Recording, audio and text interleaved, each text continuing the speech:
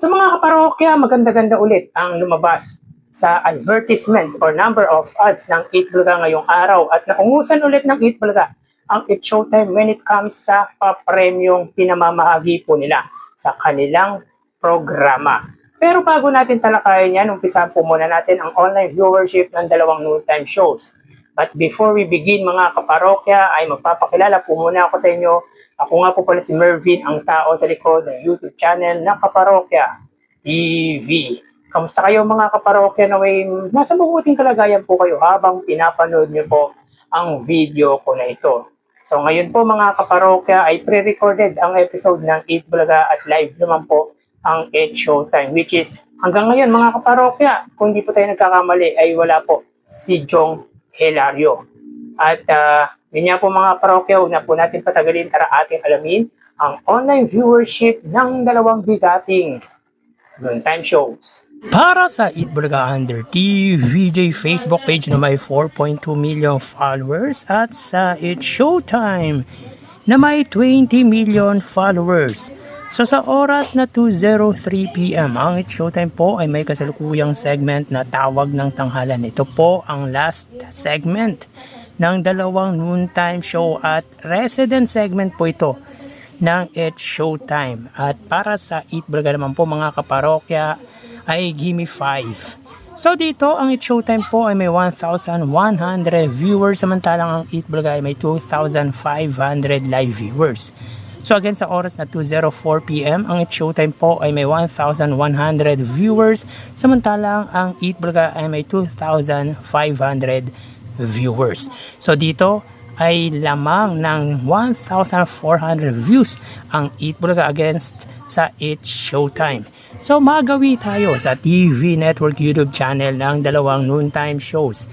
Unahin natin ang It's Showtime under GMA Network YouTube channel na may 40.2 or 41.2 million subscribers at sa 8 Bulaga naman po under TV5 YouTube channel na may 2.8 million subscribers.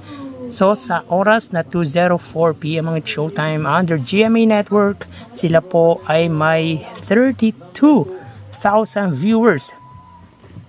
Ang 8 Bulaga naman po under TV5 ay may 13,000 viewers.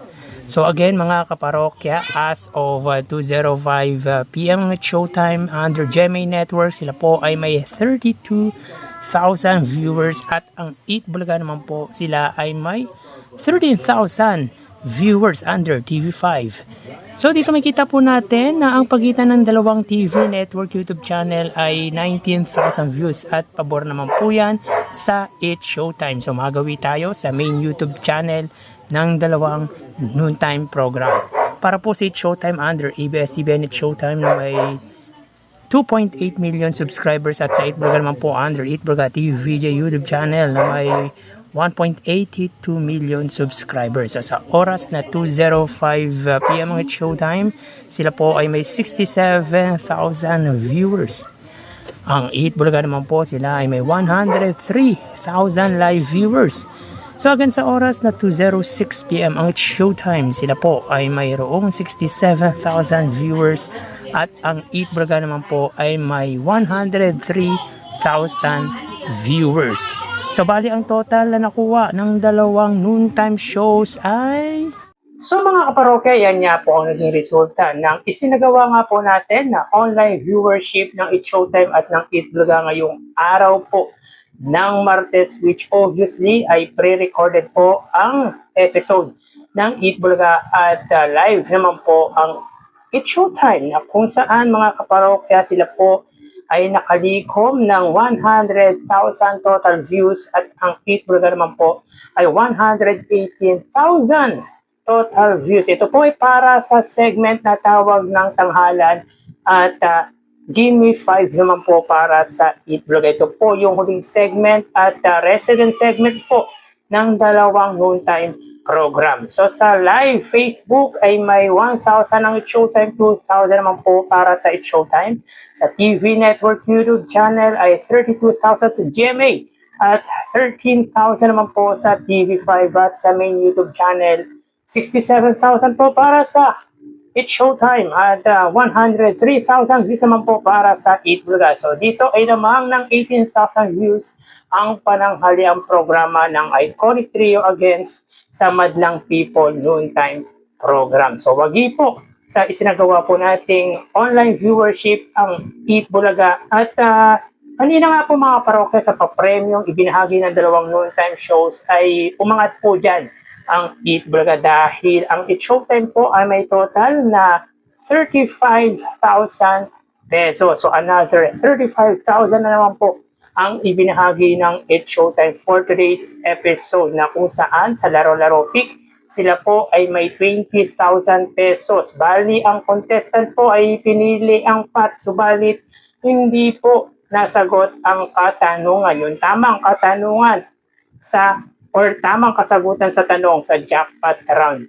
Which by the way, meron po silang 150,000 na pot money.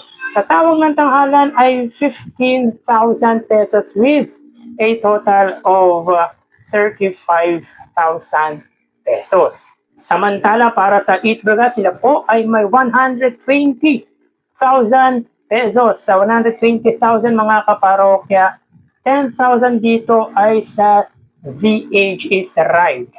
55,000 sa Sugod Bahay and another 55,000 na naman po para sa Gimme 5.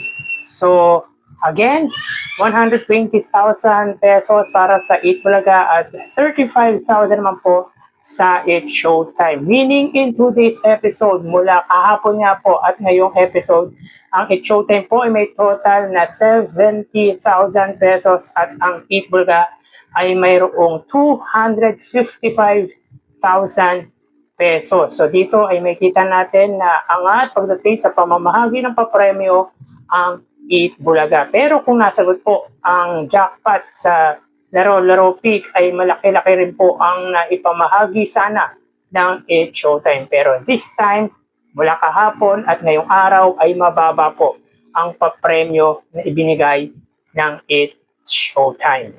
Samantala sa ads tayo mga kaparokya, kahapon ay 47 ads ang lumabas sa Eat Bulaga at ngayong araw naman po ay 42 TV ads. So medyo bumaba mga kaparokya pero hindi na po masama yan. Hindi po tulad noong last week ay talagang ituturing natin na mababa nga po ang ads na lumabas sa Eat Bulaga. Pero in 2 days time, more than 40 ads po ang nakuha ng Eat Bulaga. So sa unang gap ay may 22 ads, sa ikalawa naman po ay may 20 TV ads. So in 2 days time, meron po silang total of 89 TV ads. So hindi na po masama mga kaparokya kahit mababa ito kesa nitong mga nagdaang linggo na talagang umaabot po sila ng mahigit 60 sa isang gap, mahigit 60 or mahigit 70 sa isang gap lamang. Pero this past few days ay bumaba po talaga ang ads numbers ng Eat Bulaga.